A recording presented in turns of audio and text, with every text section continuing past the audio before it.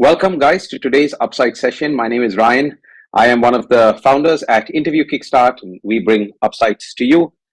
The goal of Upsides is to essentially bring out very compelling, or what we call earned insights, right, about software and software careers at large. It could be on things like AI, career transformation, rising up in your own software career, internal promotions, interviews, anything that helps software engineers get the insights to move up in their career, hence the name Upsides. And so before we get to today's session, I also want to take a quick opportunity to introduce Interview Kickstart.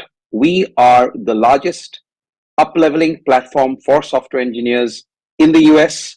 We help software engineers prepare for incredibly difficult interviews at the best engineering teams in the world. Think Google, think Meta, think Amazon, think OpenAI, any really top company that one wants to try and get to.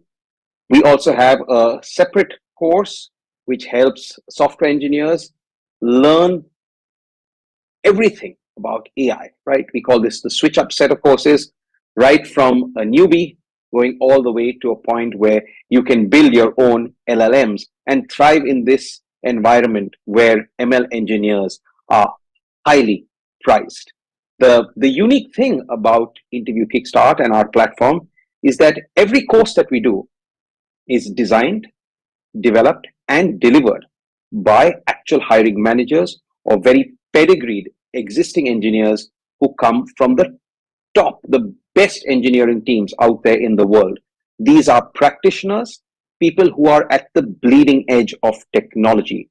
They are the folks who design the course, they've designed the curriculum, and they will be your instructors in every single one of our programs.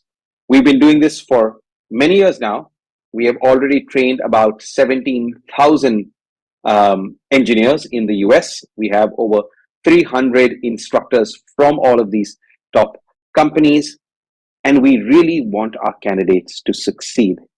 The kind of offers that our folks get ranges from anywhere between 300K to the highest offer that we've seen, which is at 1.267 million. Now, we realize that as a software engineer, most of whom are already working engineers, it takes a lot to up level. And so every offering that we have is a mix of live classes, some video to prepare for those live classes. There is small group and occasionally one-on-one coaching as well, or put differently, mock interviews. And so there are a whole bunch of things that we help you do in order to build the forcing function or the structure to help you take your career out of the gravitational pull of your current career and provide that escape velocity, right, to move to an orbit of a much more compelling software career. And everything that we do, our courses and the Upside sessions, are all oriented to just that. Now, without any further ado, let me hand over to today's speaker for the Upside session. I hope you guys enjoy this. And if you have any questions regarding Interview Kickstart, please sign up for one of our webinars, and we would be happy to take you through all the details. But that's for later. Now, enjoy today's session.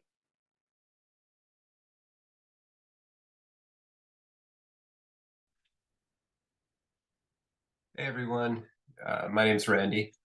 So I'm one of the instructors in the ML Switch Up program. Looks like we have a pretty good attendance today, almost 200 people, which is great.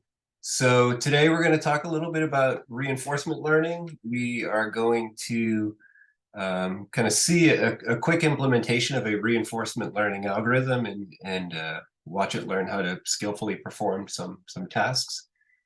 So let me share my screen. Okay. So hopefully everybody should be able to see my screen now. So we're going to spend most of the time in the session going through a notebook, so a Jupyter notebook where we have a reinforcement learning algorithm implemented and where we have some environments that we'll watch that algorithm learn within. I'm going to start off just kind of giving a couple of overview slides just to set the scenes. But most of the time we're going to spend, looking at the actual implementation. So just to give you a really quick background about myself. So I'm currently a senior research scientist at Amazon. I'm part of Amazon's recently formed AGI group. Formerly part of Amazon Alexa. Prior to joining Amazon, I've had some experience in academia, some experience in industry. I was an assistant professor at the University of Virginia for 6 years. I also worked at IBM Research, where I kind of did a mix of applied work and work for applied work for clients, as well as basic research. I also did some work building inventory management, forecasting and merchandising applications backed by ML for a Staples, which is a large B2B. Well, there's a customer facing branch of the company, but also work for the B2B side of the business. So I did my PhD in electrical engineering and my master's at Stanford, and did my bachelor's in ED at Manhattan College. So it's a quick overview of my background. What we are going to talk about today is reinforcement learning. And before we give a quick definition of what reinforcement learning is, let's say a little bit about the problem that reinforcement learning is designed to solve. So what reinforcement learning does is it gives us a collection of techniques that allow agents to learn to perform tasks by interacting with their environment. So to look at a concrete example, we've got these animations here showing a quadruped robot learning to right itself and then ultimately move towards a specific location. And the idea is that the control logic for teaching this robot how to do this is something that's going to learn by interacting with its environment rather than being told explicitly. So in our leftmost image here, we have this robot starting out, not knowing anything, just on its back. It looks like it's really struggling. After about 30 minutes of interacting with its environment, it's on its way to learning how to get itself upright and standing. And after additional time exploring its environment, it's not only able to move towards the given location, but also even able to recover in the face of disturbances, right? And so the idea is that reinforcement learning is a type of technique that can allow us to let these systems train themselves to do these sorts of things, right? So it's used in robotics, self-driving cars, also used in situations where you're making sequential decisions over time in an uncertain environment, like games, right? So games are really big with reinforcement learning. It's used in finance as well. Another example of a situation where sequential decisions are made over time in an highly uncertain environment. So specifically, reinforcement learning is aimed at teaching agents to take actions in an environment in order to maximize some cumulative reward. So all this is going to become concrete in a minute when we actually start looking at some examples. But the idea is you have this agent, right? So this could be sort of the learning component of our robotic system.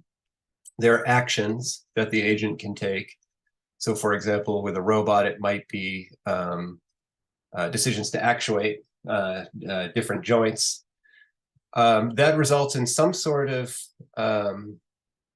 change to the environment, right? That's going to change the robot's position or orientation, and then we'll take observations about what changed, and those are recorded through measurements of the overall state of the environment. So how am I oriented? How am I positioned? And then also there's some notion of reward that we're going to talk about when we discuss reinforcement learning.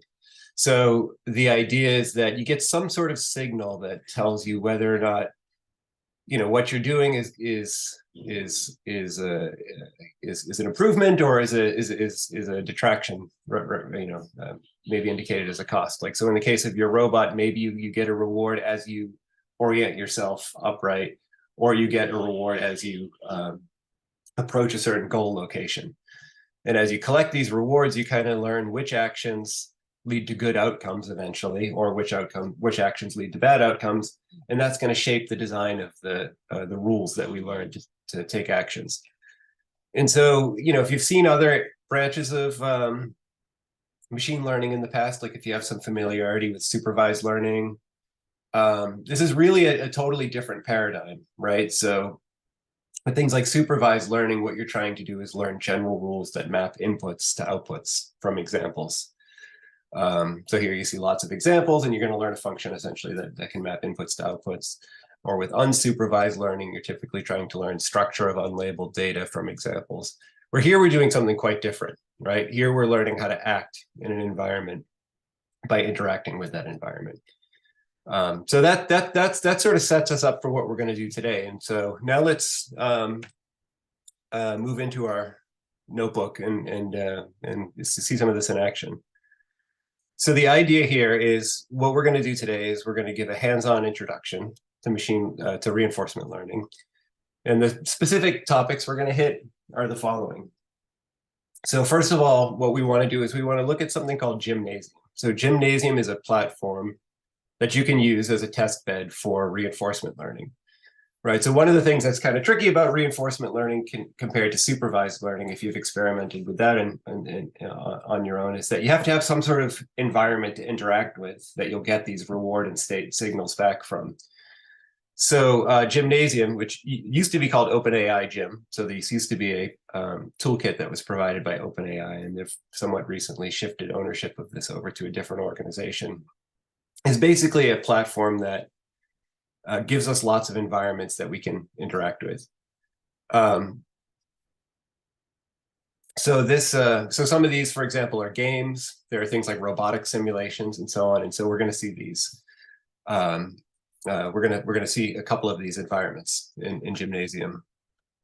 So then what we're going to do is we're going to implement and provide some of the intuition behind what's called Q-learning. So Q-learning is one specific reinforcement learning. There are lots of reinforcement learning algorithms, but we're going to start with Q-learning. It's a good starting point and kind of one of the kind of first algorithms that most people learn about when they're learning about reinforcement learning. So we're going to get an understanding at a high level for what Q-learning is, and we'll see an implementation of it as well. And then we'll demonstrate Q-learning applied to two separate environments in Gymnasium.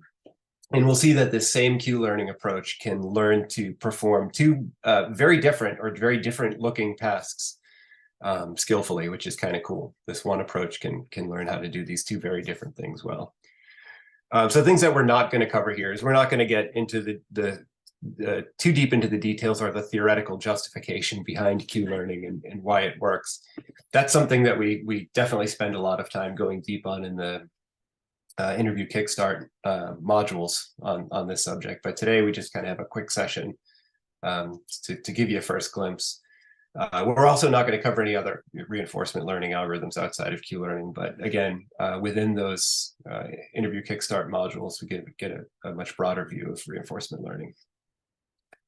Okay, so the first thing that we'll do is we will install the Gymnasium environment. So that's just a... Randy, sorry to interrupt. Dashrath here from admissions at IK. One of the questions here from one of the learners, do we have access to this notebook? How do we follow? So if you can... We do actually, yeah. So if you don't mind, I can share a copy of the notebook on Colab. Yeah, let me do that. Yep. Also, folks, simultaneously, if you have any questions, any queries, right? We'll be taking questions as we go through the session. Just feel free to push your questions in the Q&A, and Randy would take those as we go through the session. Yeah, so I'll paste a link for the notebook in Colab in the chat. And yeah, anyone with the link should be able to access this.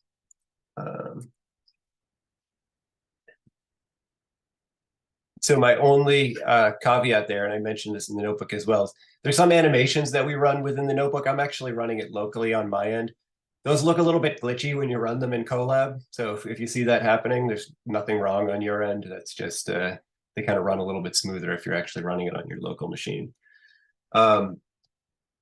Okay, cool. So hopefully folks who want to actually follow along and run some of the code on their own should have access to that now. Okay, so now we've got Gymnasium installed. And so we'll import the packages that we're going to use today. And so one of the things I want to point out is we'll build the Q-learning algorithm here from scratch. So we won't use any implementations of it in existing packages. This is easy enough to just build from scratch. So a lot of the imports that we're just using are just kind of standard Python packages, mainly for just displaying the outputs that we'll show together with Gymnasium. Okay, so the first environment that we'll look at, it's the main one we'll focus on throughout this session, is this environment called Taxi, right? And so the idea is it looks kind of like a simple little video game. And the idea is that there's this simplified city map, and there's a taxi cab that you're controlling. And there's a passenger that will appear at a given location, and that passenger wants to go to a given destination. And what we need to do is we need to navigate the taxi to the passenger's location, pick up the passenger, navigate the taxi with the passenger on board to the passenger's destination, and drop the passenger off at their destination. So this all seems easy enough, right? Like you or I can look at this and it's totally obvious how to do this. But the idea is that what we're going to do is we're going to teach a machine learning algorithm to perform these steps and to perform them optimally, right? Like when it's driving the passenger from their location to their destination, it's going to take the shortest possible route and so on. We're going to have you can use the Q-learning algorithm to learn how to do this without providing any rules describing how to do this, right? All that's going to happen is we're going to have the taxi, which can take these actions of moving left, moving right, moving up or moving down one step, deciding to pick up or deciding to drop off a passenger at the current location. So it knows it can do that. And then it just gets some feedback about rewards and where it is in the grid right now, what its current state is, whether there's a passenger on board, and which grid cell the passenger is trying to get to. It's getting that information and nothing else, and it's going to learn how to put together these steps just from the reward signals that it's receiving in order to do this well, right? So that's the idea. So the ultimate goal here is to learn what we'd call a policy, right? And so that's ultimately what you're always trying to learn when you are applying reinforcement learning. A policy is basically you can think of it as a set of rules that tell you which actions to take in which situations, right? So when I take an observation of the overall state, like where am I right now? Where's the passenger? Have I picked them up yet? What action should I perform next? And if I come up with a comprehensive set of rules for telling me what action to take in every situation, then I've learned what's called a policy, right? And so that's our aim, is to learn a policy. And as I mentioned, we see these rewards each time we choose an action, right? A good policy is one that's going to give us the highest rewards over time, right? So that's what we're sort of trying to guide ourselves towards. So to give a clearer understanding of what states, actions, and rewards look like, let's actually see these in the taxi environment. So what I have here in this cell is basically, we're going to load up the taxi environment, and then we're just going to take random actions. We're just going to move around totally at random, which is not going to be very good from a reward perspective. But we're going to see what kind of information we're getting as we do this.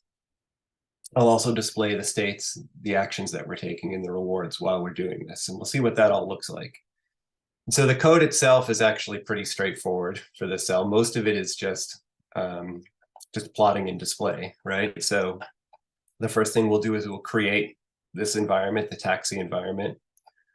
Once we have that environment created, we will initialize it by setting a random initial state. And here we're just going to plot on the screen what the visualization of that looks like. And then we'll just loop for 100 time steps, where in each of those time steps, we'll pick a random action from among the 6 different actions we can take. We'll apply that action to the environment, which is going to give us an immediate reward, but it's also going to move the taxi, right? It'll move it over or possibly pick up a passenger if we're at the passenger. And then we'll just redisplay what the state looks like now that it's changed. And I've added some like extra bits in here so that we can actually see the rewards and the states and the actions. Okay, so let's run that. So like I said here, the idea is that we're just taking random actions, right? So this is not helping us. Clearly, we're not making much progress towards completing our task, right? Where our task would be to navigate over to this passenger in the lower left corner, pick them up, deliver them to this location in the upper left corner. And what we can see is the information that we're given at each time step is the state. And in here, the state, it's just some number, right? It says, hey, you're in state 328. We don't know what that means. We have no additional context for what that means. But the algorithm is just going to be told, okay, you're in 328. Now you're in state 256. So you're going to be getting information about which state you're in, where these state numbers are just an enumeration of all the possible configurations that this environment could be in. The action is what we get to choose. And here we're just picking them randomly. And then a reward is what gets the immediate signal that gets fed back to us. So in this case, for this particular environment, every time we take a step, that earns a reward of -1. Negative rewards are bad, right? So that's like a cost of 1 unit. So it's saying every time you move, you are getting you're getting penalized 1 unit. So moving around excessively without completing your goal is going to be a bad thing because that's going to accumulate lots of negative rewards. If I try to pick up a passenger in a place where there is no passenger, I also get a big negative reward. If I try to drop off the passenger in a location that's not the passenger's ultimate destination, I get another big negative reward. And finally, if I do drop the passenger in the correct location, I get a big positive reward. I think it's like a reward of like 20, right? So those are the signals that I'm getting as I proceed. And so what we want to learn is this policy that will give us the correct sequence of actions to perform. And we want to learn this just by interacting with the system. Nobody's going to come and tell us what state 328 means and what action you should take when you're in state 328. We just have to learn this. We have to learn this by just trying things out over time and ultimately figuring out what works. Okay, so that's the goal. And so now let's take a look at the idea behind the Q-learning algorithm. And so to introduce Q-learning, what I want to do is I want to look at a highly simplified version of this problem. It's going to be a lot easier to understand in terms of a much simpler problem. And so I made this kind of simple version of the taxi problem, where this code in this cell is just something that we put together just so we can plot, give a visualization of the simplified taxi problem. So what this simpler problem is that we'll use to introduce the concept of Q-learning is just a system where you have a taxi moving on a one-dimensional grid, right? So you've got these 15 grid cells here, and you can move back and forth among these grid cells. You can move right or left, and your goal is to get to this destination cell. That's the green cell. And so that's it, right? And so when you look at this, you say, okay, this is super obvious what to do. I just move right all the time. No matter where I am, I just keep moving to the right and I'll get there. Okay, so like, again, we know this, but we want to develop a learning algorithm that can learn this on its own, just from interacting with the system. So in this simplified problem, our goal is to navigate to the green square. We can perform 2 actions. We can move left or we can move right. If we move left or move right, then we're going to move to the cell to the left or the cell to the right, depending on which action we take. And we incur a cost of 1 unit or a reward of -1 unit, just like we did in the Gymnasium taxi problem. Every time we're moving around and not at the destination, right? So again, what it means to do this task well is to just go straight to the green square, because that's going to give us the lowest possible total cost. we spend lots of time moving back and forth, we're just going to be incurring cost unnecessarily. And what we want to do is we want to learn how to get there, get to the green square with the least possible cost, which obviously is going to be just moving right all the time. So that's the goal. So I'm going to now, this is the key part to understanding Q-learning, right? So I'm going to give you a description of an algorithm. Don't worry about why we're doing what we're doing, right? Just maybe at this point, just kind of get a sense of what the steps of this algorithm are. And once we run it and we actually look at what it produces, it might give you some more intuition for why this is something reasonable to do. But now I'm going to introduce an algorithm that's very similar to Q-learning. It's a little simpler than Q-learning because we can get away with something simpler in this example. But all the core elements are really there, right? And so the way this algorithm works is that we're going to maintain a table. And what that table is going to contain is it's going to contain a whole bunch of rows and basically 3 columns, right? So each entry contains 3 values. And each entry contains the ID of a grid cell, right? And so here, each of the grid cells that I can be in has an ID, right? This leftmost one, we'll call that cell 1. The next one we'll call cell 2. The next one we'll call cell 3, and so on. So each entry has the ID of one of the grid cells, an action that can be taken from that grid cell, and then just some number. And we'll talk about where that number comes from in a minute. So for example, I'm sitting here in grid cell 3. There are 2 entries for grid cell 3 because there's a value, there's an entry for each cell that I can be in and each action I can take. And the values that I happen to have assigned in this table, and we'll talk about where those come from in a minute, are 7 and 5 for those 2 actions. So that's what this table that we're going to build as we run this algorithm is going to look like. And so these grid cell IDs, again, you can think of these more generally as states, right? These are like the states that we had in the taxi problem. You know, right now I'm sitting here in state 3, you could say. That being in a certain grid cell is the same thing as being in a certain state in this particular problem.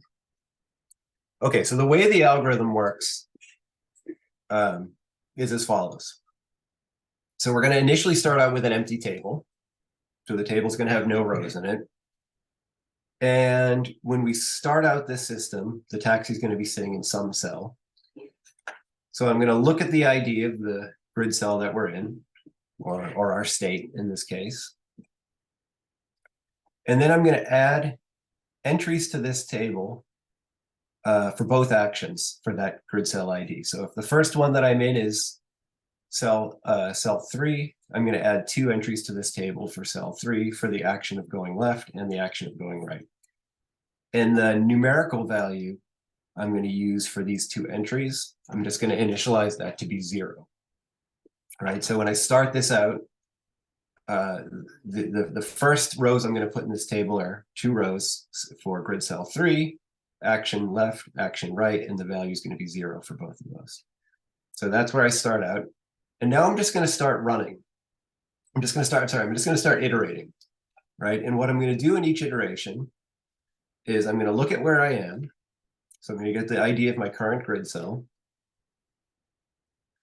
If there are already entries in the table for that grid cell, then I'm going to look at the values associated with those entries, and I'm going to take the action with the smaller of the 2 values.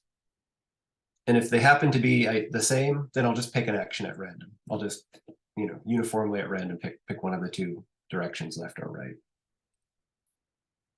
Then I'm going to perform the selected action.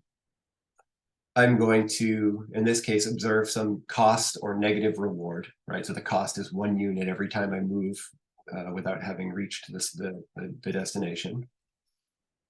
So I'm going to perform that action that I chose. I'm going to observe the cost, and I'm going to observe the ID of the grid cell that I go to next.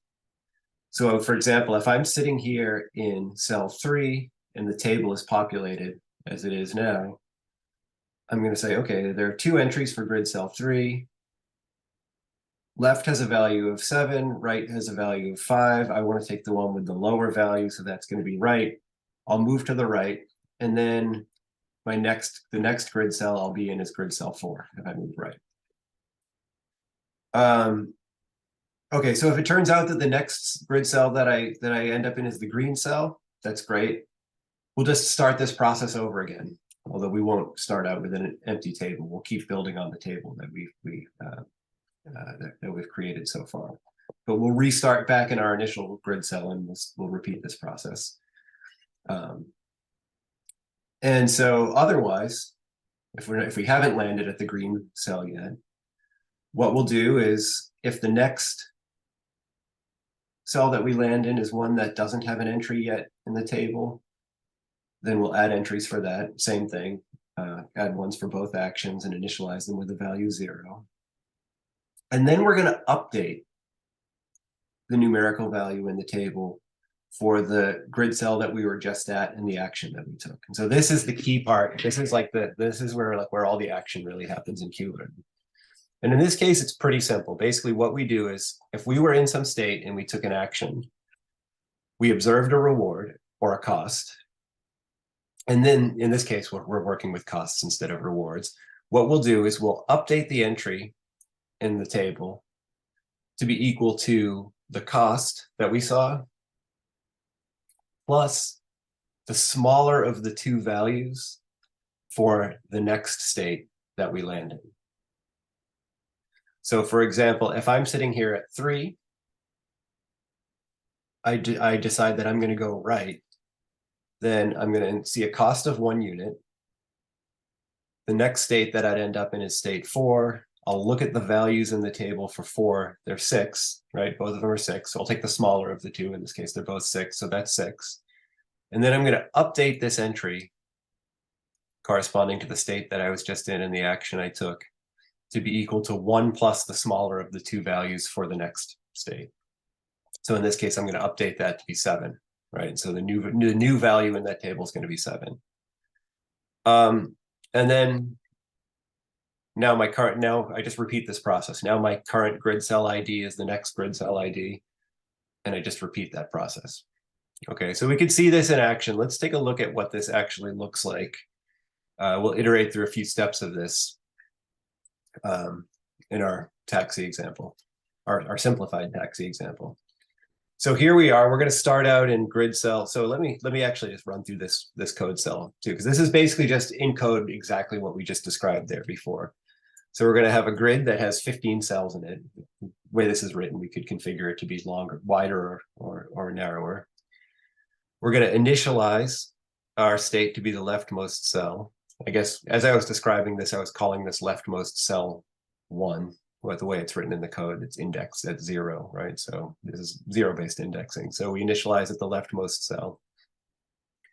We start off with an empty table. Here we use a dictionary to indicate to indicate entries in our table.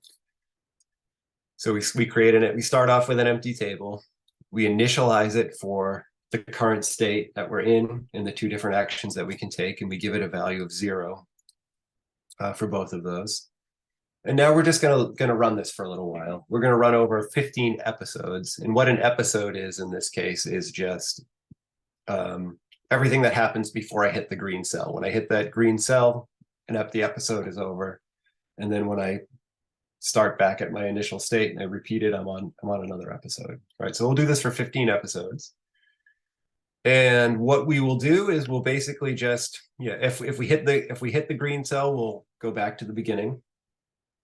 Otherwise, we will select an action based on the values in the Q table. We'll pick the action that corresponds to the smaller of the two values for the state that we're in. If they're both the same, then we'll just pick a random action. We'll then apply that action, which is going to update our position. Then if our new state is not yet in the table, we'll just add it to the table and we'll give it a value of 0 for both actions. And then we do that one step where we update the value, the one where I said is like really the key step here, where we take the smaller of the two Q values for the next state over both actions, and then we'll update the previous state that we were just in actions value to be the cost that we saw, which is 1, plus the smaller of those 2 values. So it's, and then we just update our state so that our new current state is just our next state. And we'll just do this over and over again, right? So it's the same thing that we just saw in that description up there. So when we initialize this, we're going to initialize our table to have 0 and 0. And here I'm using these arrows, these ASCII arrows, to indicate the left and right actions that we could take. And so at this point, because those 2 values are equal, I'm going to pick an action at random. And in this case, I happen to choose to go right. And because I chose to go right, I created a new value in my table for this new state, which is now state 1, or the second grid cell, which I hadn't seen before. I'm going to initialize that one, initialize the entry in the table with zeros, as I do every time I initialize a new entry in the table. And then I'm going to update the value in the table for the action that I took. It's going to be 1 plus the smaller of the 2 values for the state that I landed in. In this case, they're both 0. The smaller of the 2 values is 0, and so 1 plus those is just 1. And so I've updated my table. And I can repeat this several times, and we'll see these values in the table will slowly update according to these rules. Okay, so that's not obvious now that that actually does anything useful for us, right? But now let's let this run for a while. Like, let's just let it run and let's just watch it. And let's watch what kind of behavior emerges as we do this. So, well, in that case, we happened to go straight. we got so lucky that time. I want to start this over because that's not representative of what usually happens. So what we'll typically see is we're just kind of wandering around randomly, right? This is kind of like what we saw when we ran the taxi example before, right? We were just wandering around back and forth, and so nothing very exciting is happening. But as we're doing that, we're updating these values in our table, in our table that we have indicated by this Q dictionary, right? This is something that's often called a Q function or a Q table, right? So we're updating the values in this Q table. And what we're going to start to see after a while, after we just kind of let this play out for a little while, is that even though we're still moving randomly back and forth, we're starting to kind of develop a bias towards moving to the right, right? We're going to be kind of moving to the right a little more than we're moving to the left, which is good because we want to move to the right.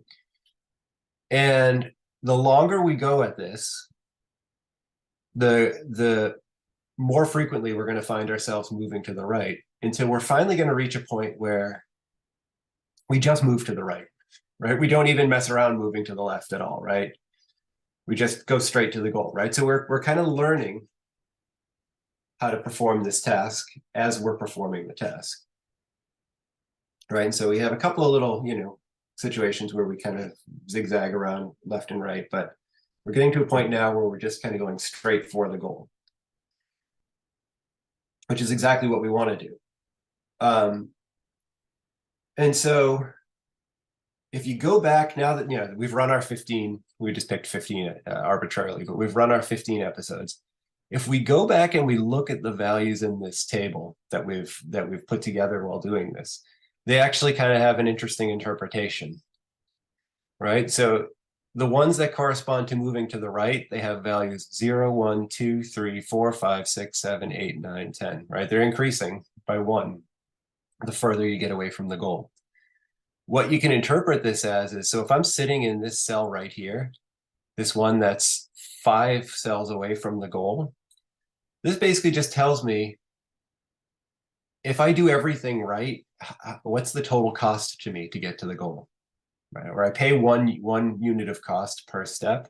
It's basically telling me if you do everything right, you can get to the goal in 5 steps, right? So from here, it's going to take 1, 2, 3, 4, 5.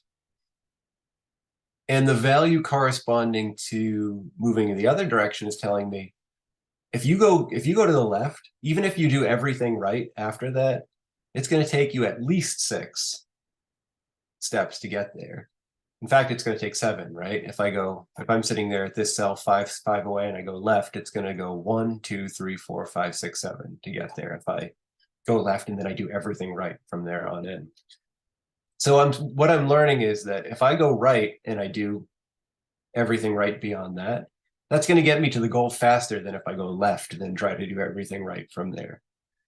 And so just by interacting with the system, I've been able to pick this up. And that's kind of that's kind of the key idea behind Q learning is what you're going to learn is you're going to learn this function that tells you, if I take one action and then do everything right after that, what is the total reward that I'm going to earn? Versus if I take a different action and then do everything right after that, what's the reward I'm going to earn? And I want to take the one that gives me the best total reward.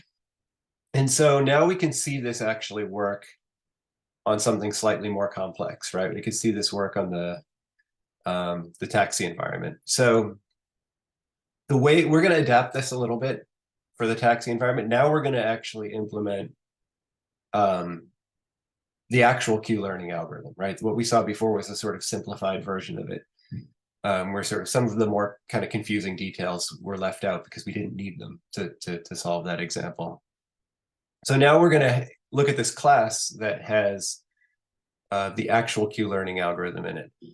And so it's very, very similar to what we saw before, but it has to be able to handle some cases that we didn't see in the previous example. So there was no randomness, for example, in the previous example. If we said we're going to go right, we go right. If we're moving, we're going to earn a cost or a reward of -1, no matter what we do, right? I mean, no matter what, right? But we often might even use Q learning in situations where the outcomes are uncertain. I perform an action. There's no guarantee that one thing is going to happen or another. We're going to see an example like that in a minute. So these cases where there might be some randomness. If I choose an action, the outcome of my action might be random, or the reward that I see might be random. So we need to make some adjustments to the algorithm to account for that case. So some of the key, I won't go through the whole thing here, but just the main key changes that we make are down here. This is where we update our Q table. And it actually looks quite similar to what we did in the previous example. Here we're talking in terms of rewards, right? So we did it in terms of costs in the previous example. In general, we're going to think about rewards.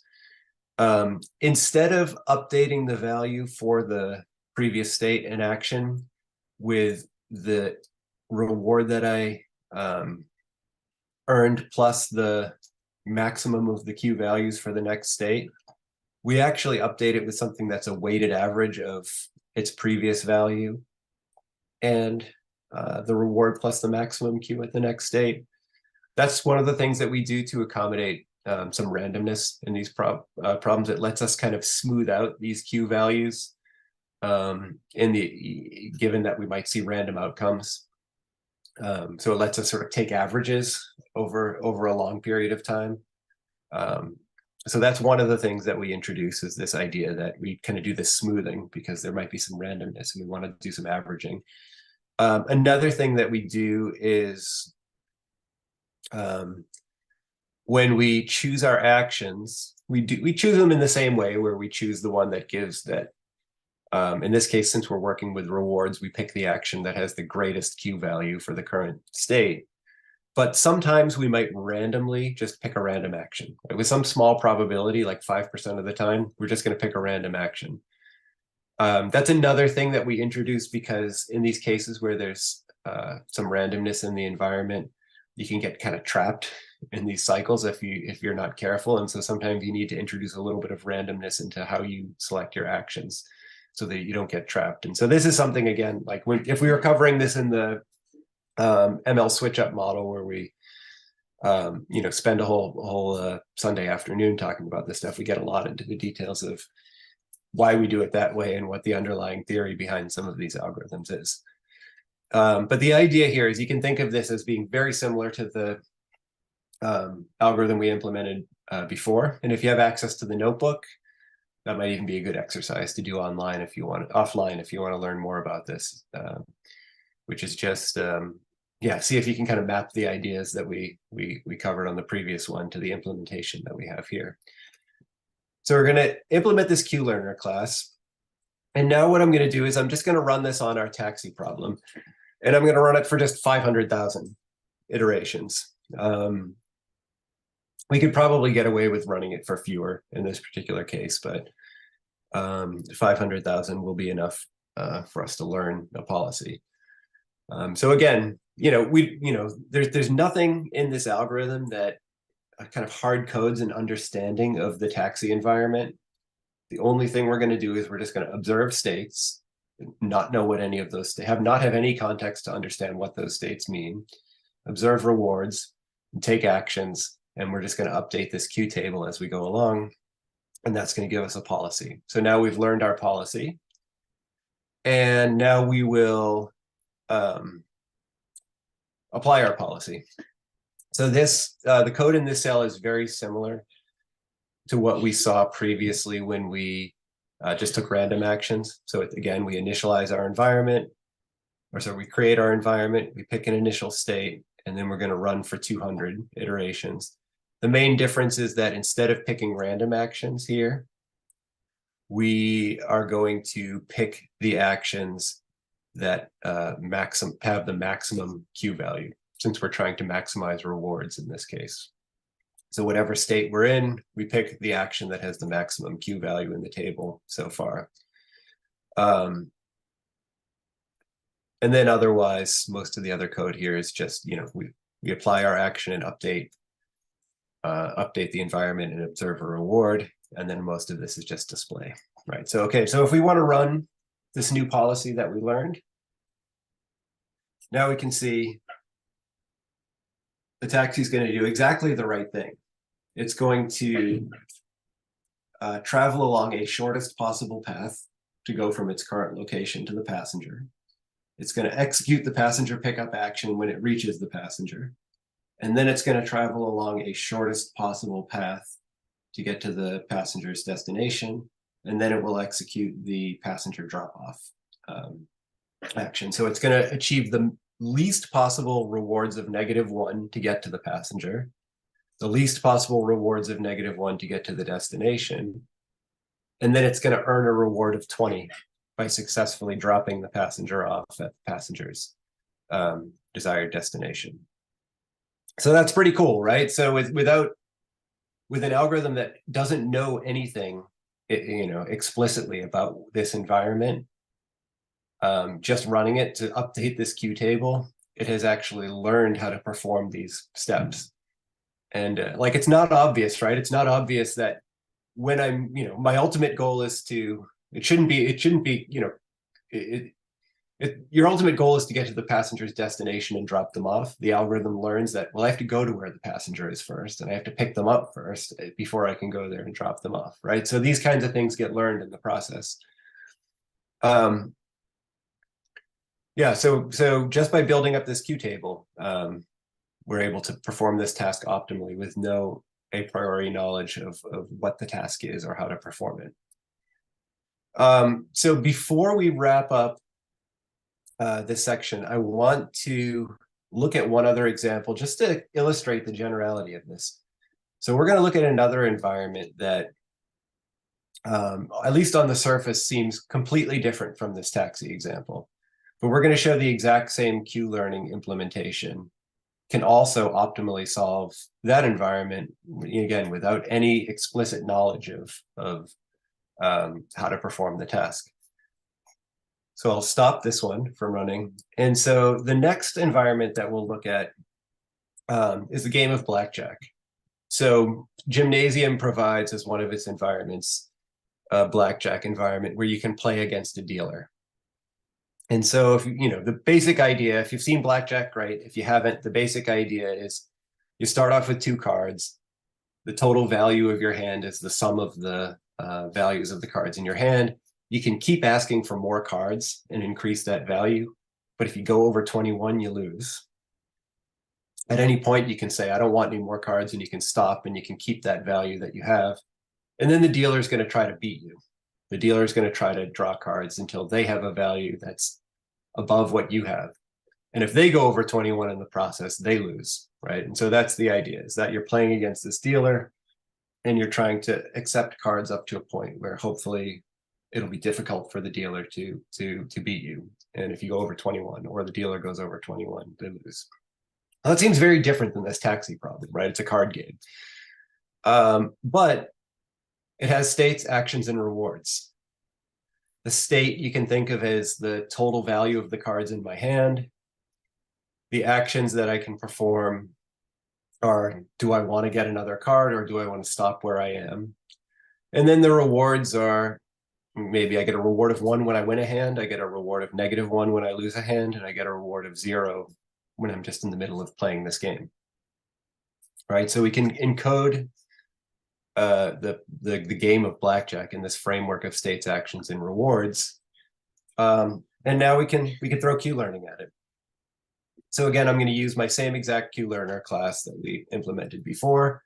I'm going to let that run on blackjack again for 500,000 iterations. It's going to build up a Q table now for the game of blackjack. And then once that's done, we'll let it play some blackjack and see how well it does. So one thing I'll say about these Q-learning algorithms as we've implemented them, if you're dealing with a problem that has so many states, has a lot of states or a lot of actions, to the point where maintaining a table that lists all of them, that enumerates all of them, is infeasible, something like this isn't going to work, right? This only works because the number of states and actions, the number of possible combinations of states and actions is pretty small. One of the algorithms that we talk about when we cover this in the interview Kickstart modules is something that's called deep Q learning, where instead of keeping a table, you keep a model like a deep neural network to give you these Q values. And it turns out that you can replace the table with a deep neural network in situations where you can't actually enumerate the all of the states, and you can still learn to perform these tasks. And so researchers have actually, I mean, so this is one of the things they put DeepMind, Google DeepMind on the map, is they demonstrated using that technique, they could teach these algorithms to play video games. They were playing Atari 2600 video games, if anybody remembers the Atari 2600. So you can scale this stuff up when you combine it with deep learning, which is pretty cool. Okay, so we've learned a policy for playing blackjack. Now what we're going to do is we're going to run this simulation. So here I basically just have a function that will just use the policy that picks the action with the greatest Q value to play at each step of the game, and plays a given number of games. So what I'm going to do is say I want to play 50,000 hands of blackjack. I'm going to count how often I win, and then I'm going to look at my win rate, and I'm going to compare that to the known optimal win rate. Like, if people know this, right? People have calculated what the optimal win rate in blackjack is. Here we're going to compare that to what the Q-learning policy achieves. So we'll go off, we'll play 50,000 games. So this is, there's some stochasticity here, right? So we don't know exactly, there's a little bit of randomness. We don't know exactly what we're going to get. But okay, so now that it's done, we get a win rate of about 42.3%. And the thing that's cool is if you go on the web and you search what's the optimal win rate in blackjack, if you play blackjack optimally, like not counting cards and things like that, but if you play it optimally in a fair way, the optimal win rate is 42.22%. And so it looks like we achieved that, right? We're maybe a little bit higher, probably just because of some randomness in the simulation. But yeah, we're pretty much right at 42.22. So without knowing anything about blackjack, without knowing anything about the rules of the game, just by giving the Q-learning algorithm to this environment, it's learned how to play blackjack optimally, which is pretty cool. Okay, so that's all we're going to cover for the code that we look at. I just wanted to wrap up by kind of saying a little bit about what we did cover and what we didn't cover, and how that relates to the content that's covered in the interview Kickstart modules on reinforcement learning. So for if you wanted to learn about reinforcement learning yourself, what you'd kind of find is this taxonomy of different approaches, where two of the main approaches that you'll find are these things called value-based methods and policy-based methods. Value-based methods attempt to learn something like this Q value that we learned when we did Q learning. So Q learning is an example of a value-based method. Deep Q learning, or deep Q networks, which is this thing that I mentioned before, where instead of using a table, you use something like a deep neural network, is also another popular example of value-based methods. There's a whole other way to approach this, which is to do away with the value function altogether and just try to learn the policy itself, like parameterize the policy, and as you interact with your environment, learn the parameters of your policy.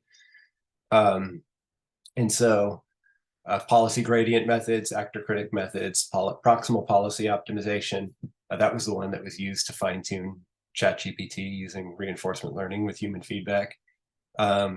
Those are all examples of policy-based methods. So we cover a lot of that. So there are two modules within the Interview Kickstart curriculum. The first one covers value-based methods. The second one covers policy-based methods. So we do get some pretty broad coverage of all of that. But yeah, so all we did today here is really just kind of dipped our toes in the water on the value-based methods in Q learning. Okay, so I can stop here. I know that there's also going to be some time for questions about the program itself. I see we also got a lot of questions in the Q&A. So yeah, I mean, how do we want to do this next? So Dashrath, I know you're on as well. How do you usually like to manage the session here? Hey, Randy, thanks first for taking us through it. I think there are a bunch of questions in the Q&A. Let's start with those. I'd say folks, feel free to raise your hand in case you want to have a verbal conversation with me or Randy. Would love to have your questions as well. But yeah, let's start with questions. We can alternate between the questions in Q&A and the folks who have raised their hands, and then we can take it from there. That makes sense? Oh, yep. So let's maybe start with the Q&A. I know that a number of folks wanted to get access to the notebook, so I think that hopefully everybody was able to access that and work with it.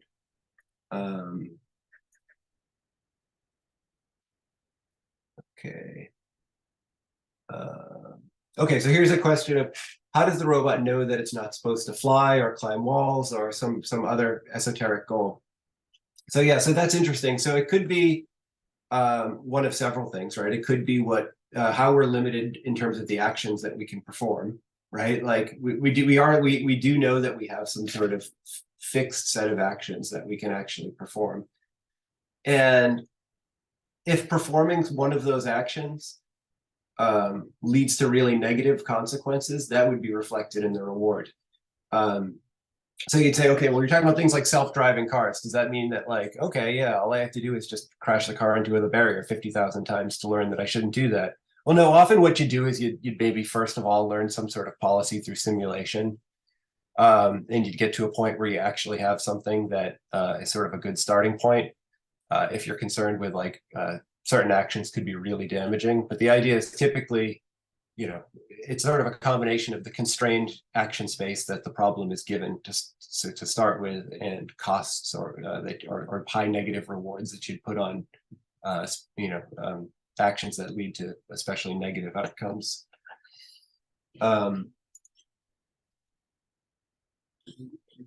Somebody said this is scary. I don't know what, maybe that was what the way that the robot looked as it was sort of like rolling around on its back. I agree. That's sort of, yeah, just kind of a creepy looking visual. Okay, some more questions about the notebook. So will there be a recording? I don't know. Is there a recording that's distributed with this? There would be. We would try just to folks, in case you have any questions, any queries, right? And there are loads of questions in the Q&A, so we might not be able to cover each and every one of those. Respond to any email in your inbox from Interview Kickstart, right? If you want the recording, or if you want to have a bit more detailed conversation, just respond to an email, and someone from our team would reach out and help you out with the details. Okay. So yeah, this is a question about the access to the recorded video. So yeah, it looks like one person maybe had some questions about the programs themselves. About do you offer AI ML certificates? I don't know if there's some context that you could provide there. I'm sorry, just a second. We do. So, folks, we do provide our ML switch-up program and data science switch-up program. Right? We have two programs for folks who want to upskill or reskill themselves.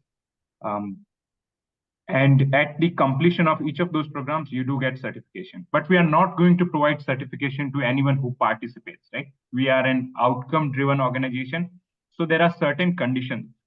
And those conditions are, first is you complete 80% of the program, which means either attending 80% of the live classes or going through the class recordings, doing 80% of the homework assignments, completing all the mini projects, and at least one capstone project. And in the program, you'll have 15 one-to-one mock interviews, right? Getting a grade of 3 or more in 3 of those 15 mock interviews, right? Those are the conditions, because once you get the certification, folks, that would make you eligible for the career services by Interview Kickstart. And career services are essentially placements by IK, right? We would help you connect with companies, with our alumni network, all of that, right? To make sure that you are able to get those top of the funnel opportunities, right? And those are something that we are not going to, or it would not make sense for us to provide to someone who has 2% progress in the program, right? Folks who are committed, who would work hard, we would provide those opportunities to them. So you do get certification, but it's not something like at a Coursera where you have put things on autoplay and then you get the certification, right? You would have to commit to it. You would have to work hard. That's that.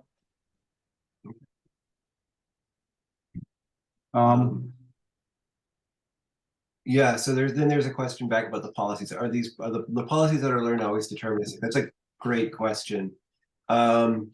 So no, not necessarily, depending on the approach used. I mentioned these policy-based methods. Almost all of the policy-based methods actually search over a space of policies where policies could be randomized or deterministic. With Q-learning, the idea is that typically what you're looking for are deterministic policies, but what you end up actually implementing in practice might have a little bit of randomness in the case where like you're breaking ties and things like that. If you kind of get into the theory of, you know, what it means to find an optimal policy for a lot of these problems, the optimal policy will always be deterministic. So you're not really like losing any generality by limiting yourself to deterministic. But yeah, there are some approaches that actually like directly search over a space of stochastic and deterministic policies. So that is something that's considered within the framework of these approaches. Randy, couple of I'd say folks who have raised their hands. Let me just unmute them and see. Wadi, yeah. You should be able to speak if you unmute yourself. Happy Wednesday. Yeah, How are you doing today? Hello. Yeah. Yeah. So my question was when the number of actions is uncountable, how are the rewards assigned? Yeah. So that's so right. So there are different approaches that are taken based on there are approaches that you can use in certain situations. So like what we were covering was the finite state, finite action case, right? It gets much trickier in the situation where you have say, you know, uncountably many or even countably infinite set of actions, right? Because you have to pick the one that optimizes your queue, right? So you have to have some way of even optimizing over that. So typically these value-based methods are not the right approaches there, and typically there you would use some policy-based method where you would have a function that basically maps states directly to action values, and then you're just going to optimize directly over policies. So that's typically the approach that you take there. You know, one thing that's interesting also is, I guess, connected to your question, is like this all connects back to sort of classical control systems methods too. If you've ever like taken a control systems class, and there you would have an uncountably infinite set of actions, right? But what you actually typically learn is some sort of feedback policy that can directly map states into actions, where you have some parameterized class of policies like linear functions or something like that that you search over. Awesome. Another question by Vijay. Vijay's question is, as part of the switch-up program, is there a capstone project? Vijay, so maybe. So first, I'd say you would go through. I'd say as you progress through the program, you'll keep on doing mini projects. For example, let's say once you're done with data sources for ML engineers, you would do a mini project on that. Once you're done with classical ML, right, supervised and unsupervised, you would do a mini project on that. Then we would move to modern ML, all of that, right, January. And then you would, I'd say, have to do a capstone project, right? And the way we have come up with capstone projects is looking at how ML can be implemented in, I'd say, different industries, right? Use cases of machine learning in I'd say, different use cases of ML. So, for example, one of the projects is building an ML system that can predict the sentiment of a particular stock based on Twitter tweets, right? Another one is, I'd say, building a recommendation system, food intake analysis and recommendation system, right? Another one these days, LLMs is I'd say, quite trending, right? So building a large language model to summarize, let's say, Wikipedia articles, right? So that way you would get to do multiple complex capstone projects. You would have to do at least one, but you're more than welcome to do more than one capstone projects. But yeah, there are capstone projects as part of the program. Let me see. Venkata has raised his hand. Venkata, you should be able to speak if you unmute yourself. How are you doing today? Please tell us. How can we help you? Just a quick question. I imagine, the capstone or the reinforcement for the switch-up programs, but does these reinforcement learning modules also applicable for the up-level program or the level-up program? The 3-month standard level-up program? No, Randy. So the level-up program, right? Those would assume that you are already an ML engineer.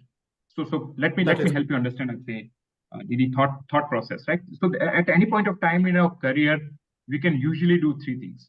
First bit is the up leveling part. What that means is, let's say you're a back-end engineer, for example, right?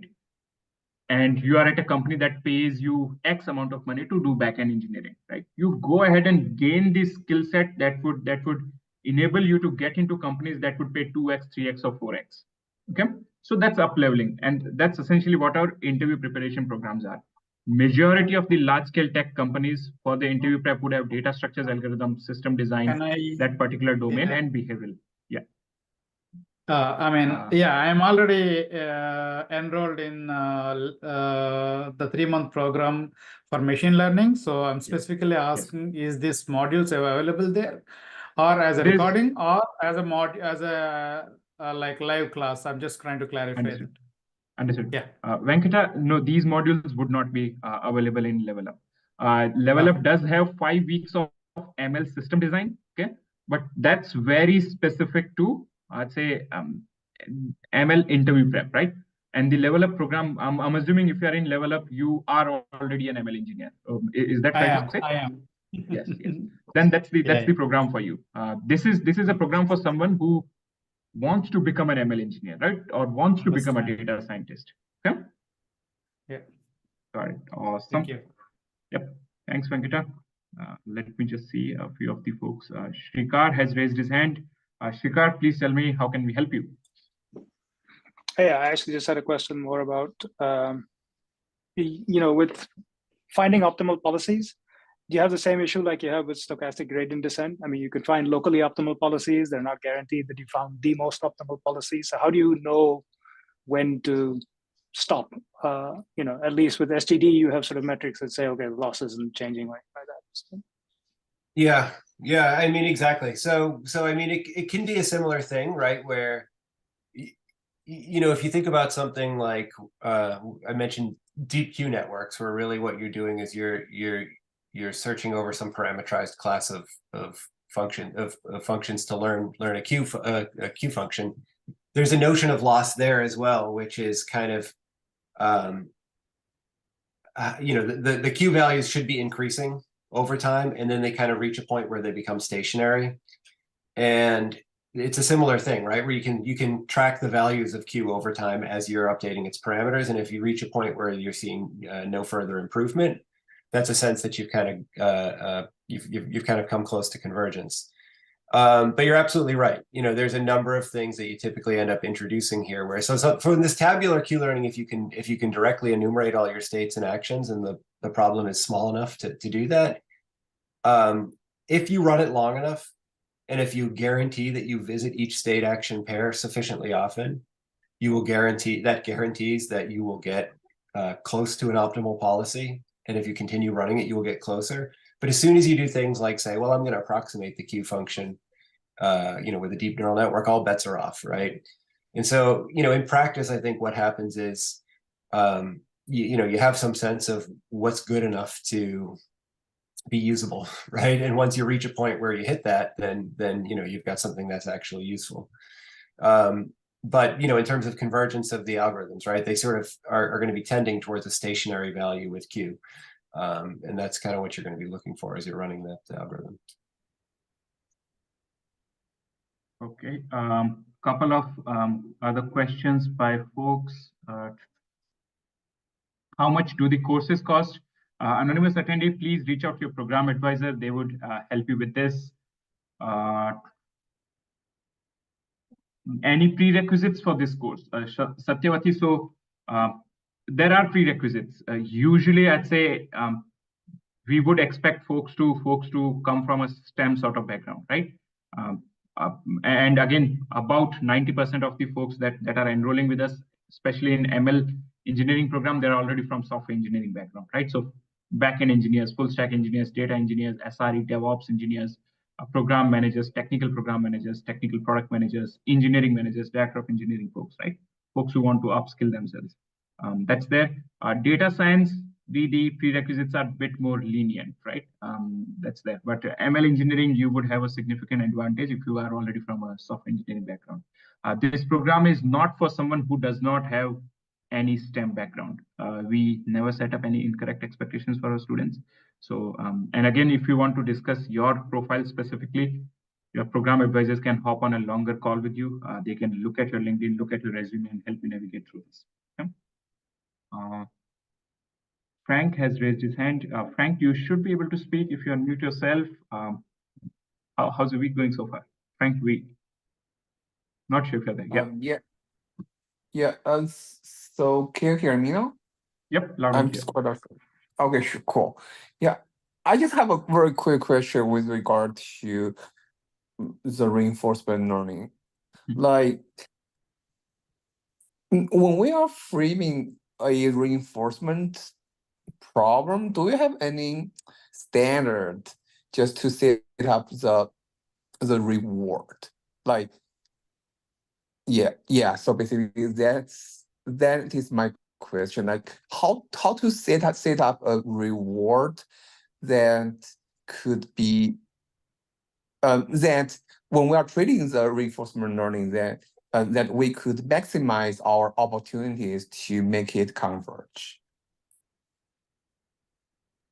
Yeah, it's a good question. I mean, so I guess you can think about, I don't know, maybe to frame it in terms of like the blackjack problem that we looked at before, right? So one way to set up a reward is to say, like, there's a goal, right? The goal is to win a hand, and you get a unit of reward when you reach that goal, and you just don't get any reward otherwise. And that's the way you can set up a lot of these things, right? It might be that there's one specific goal that you're trying to achieve, and as long as you're kind of wandering around, you know, prior to hitting that goal, you're not achieving any reward. That will work, but that's not necessarily, I think what you're asking is there another way I might be able to set it up if I have some flexibility that will ensure that I can find an optimal policy faster, right? And the problem there is I'm going to have to constantly kind of do lots of random stuff and get lucky, learn a little bit about what I did just before I got lucky and reached the end, and then I have to do a bunch of random stuff and then sort of eventually land close to that. So if I could set up the reward in such a way that I'm getting useful feedback at every turn, right? Like at every turn, I have a reward that's telling me, oh yeah, that was a good decision, or that was a poor decision, right? That's going to help me actually, you know, learn a Q function faster. That's going to kind of direct me towards the ultimate goal, which is finding an optimal policy, right? Like if I had some way of encoding into my reward sort of some heuristics about what might not be a good choice in a certain situation when playing blackjack versus another one, that's going to ultimately guide me faster towards an optimal policy than having to do lots of random stuff and then discovering that I won or I lost. I see. Yeah, thank you. Yeah, thanks for the answer.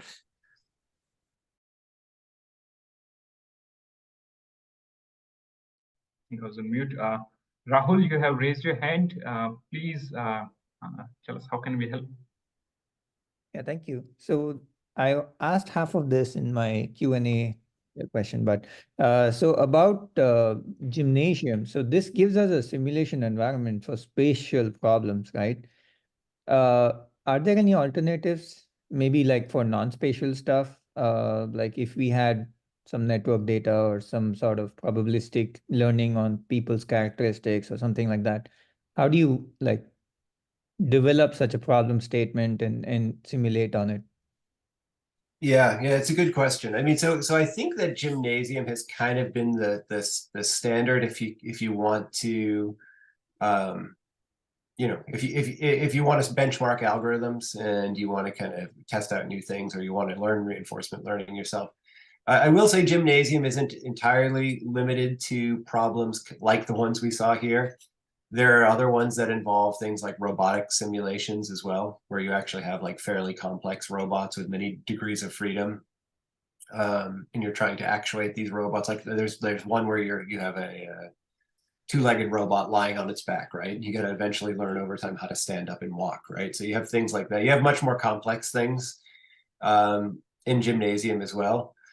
Otherwise, you need some simulation, or you need some real environment that you can interact with, that you won't break things.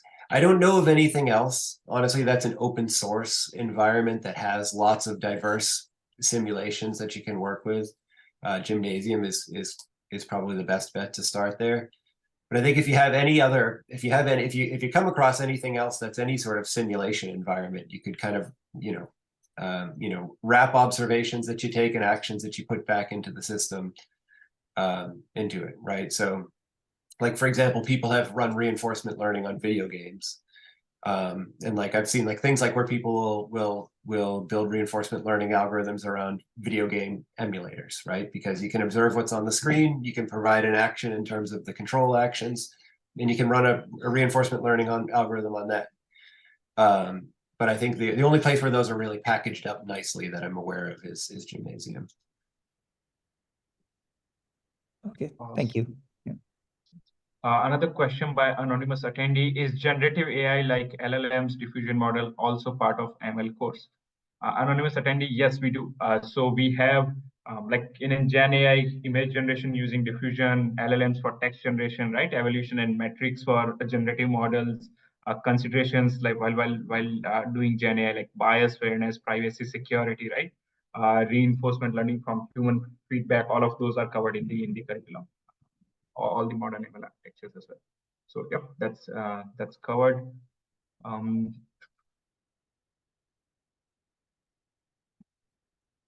me see if there are. Randy, doing a quick check on the time side here. How many minutes do we have? So that I'd say.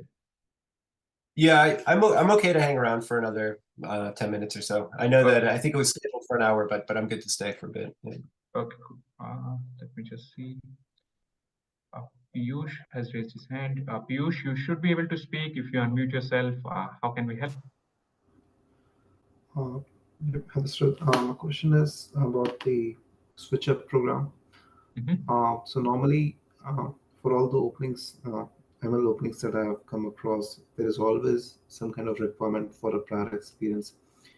So I've been through the Coursera courses where I've implemented a number of these algorithms. So do you think the switch up program and the capstone project in the switch up program, is that going to be counted as a professional experience, or if that capstone project on our resume is actually going to help us land an ML job? Great question. So, and to you, Randy, right? Would love to understand your views. Whenever you, let's say, interview a candidate who has these I'd say complex capstone projects or really good projects on their resume LinkedIn, right? Or how does that help them in the interview process? What, as an interviewer, what sort of signals would you look when you are interviewing someone for these sort of roles?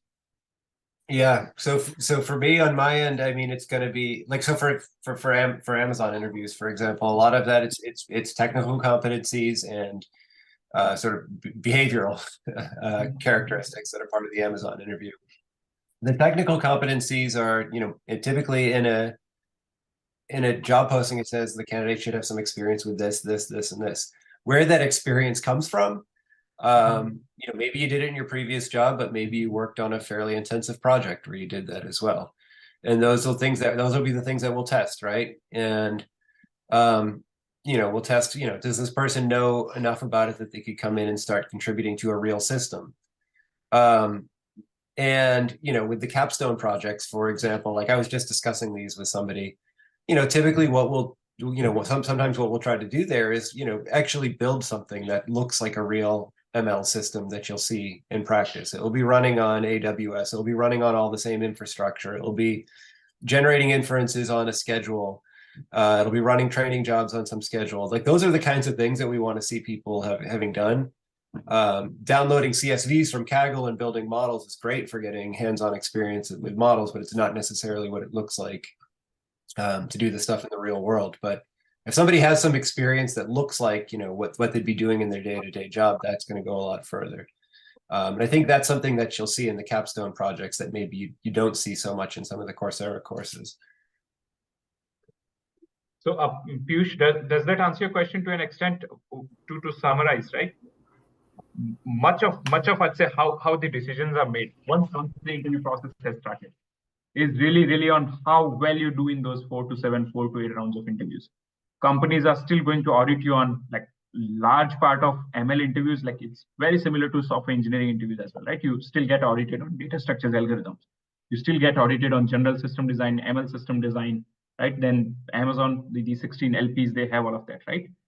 That's there, right? So I'd say you want to have very strong fundamental knowledge of machine learning. That's what the first 41 weeks in our ML switch-up curriculum or in our data science switch-up curriculum are going to provide you.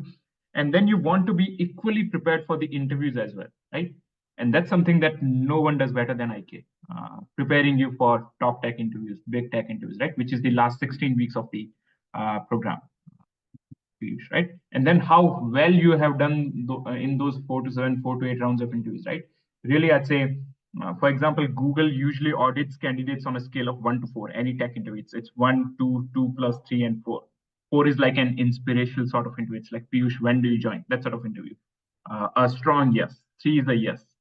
2 plus is you tried admirably hard, but it's a no. And then 2 is a no, and 1 is like interviewer was speaking English, candidate speaking French, right? No connection whatsoever. So if all you have done is get score 3s or 4s, right? Your chances, even at the level of seniority, folks who are from software engineering background, right? They will be able to negotiate all of that. So goes a long way. Hope that helps. Yeah? Yes, thanks. So there are only two major things. So the first thing is to get a call, like what do we add on a resume to get the call? Yes. And the second thing is, yes, the kind of questions that will be asked, so which probably comes from experience many times, and like what metrics or what things, what challenges that we face during the implementation. So yeah, those things are covered in capstone project. So that's really helpful. Thanks. Absolutely. And to Piyush, right? So feel free to, I'd say, reach out to your program advisor in case you have any questions. Amit has raised his hand. Amit, happy Wednesday. How can we help? Yes, hi. I actually put my questions in Q&A, but okay, I will ask them here, which is, first one is for the blackjack problem, you said that the Q-learning algorithm will create a policy. So is the policy like understandable by humans? Like, for example, can we conclude that, oh, one should never hit on 16? Yeah, exactly.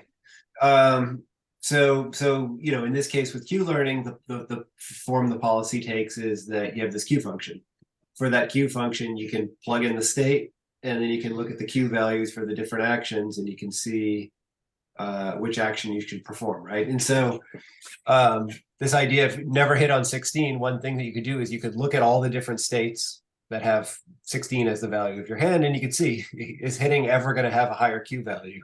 And it might, depending on what the dealer's upward facing card is, it might, if you have an ace in your hand that is an 11 that you could convert to a 1.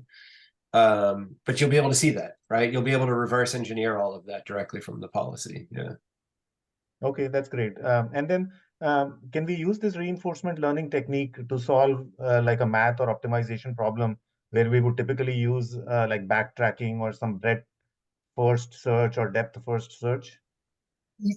Yeah. So it's interesting. So all this stuff with Q learning is it's very similar to dynamic programming. And so if you're thinking about the kind of problem where dynamic programming would be an appropriate solution technique, really what you're doing when you do Q learning is you're sort of doing a combination of simulation and dynamic programming at the same time. So I think if that's the kind of thing that you're sort of getting at, when you're thinking about, like which kind of class of sort of classical algorithms are these appropriate for? Anywhere where you see dynamic programming, even stochastic dynamic programming, that's really where you'd be using something like this. Okay, great. Thank you. Okay, awesome. We'll just take last couple of questions and then wrap this up. Let me see. Okay. Anna has raised her hand. Anna, you should be able to speak if you unmute yourself. How are you? Hey, thanks so much. So I was interested in the Level Up program for the technical program manager, but my concern is that I'm currently a non-technical program manager, but I've like played around with Python on the side, and I was a math major, and just kind of wanted to get your thoughts on that, if that would be appropriate pathway. Okay. And also program management has different flavors to it, right? I'd say there is like software development program managers, data program managers, like folks who work on security program management. Within ML, there would be program managers, right, who are driving ML projects. So I'm assuming, have you had a conversation with your program advisor before enrolling? Yeah, I did. Yeah. Just I wanted to kind of get a second opinion, just to hear more voices from IK and thoughts on that. Yeah. Absolutely. I think if you had a detailed conversation, they would have advised you, I'd say, in the best possible way. So that's that, right? And then you would have all the guidance while you are going through the program. You would actually be able to sit down with career coaches. These are technical recruiters from top tech companies. They would help you form a very concrete interview strategy, like what sort of companies we can target within those companies, what sort of roles, right? Which should be our primary targets, which should be our secondary targets. Help you with your LinkedIn, your resume, all of that as well, right? So you should be in good hands. But if you still want to have a bit more detailed conversation with me, reach out to your program advisor. They would set up some time on my calendar. I can actually take a relook at your profile, and then we can have a bit more detailed conversation. That's fine. Yeah, I'd appreciate that. Thank you. Cheers. Okay. I think that's all. There are just loads of questions in the Q&A. Folks, sincerely apologize. I think just in the interest of time, we might not be able to cover each and every question, but really appreciate each and every one of you coming in, spending 90 minutes of your valuable time. Hopefully the session was helpful. Randy, again, really appreciate you taking all the time to answer these many questions, helping folks. This was an amazing session. And yeah, in case we missed out on any questions, just reach out to your program advisors and we'll help you out with those, Randy. But yeah, cheers, folks. Yeah. Have a great rest of the evening. Take care. Bye-bye.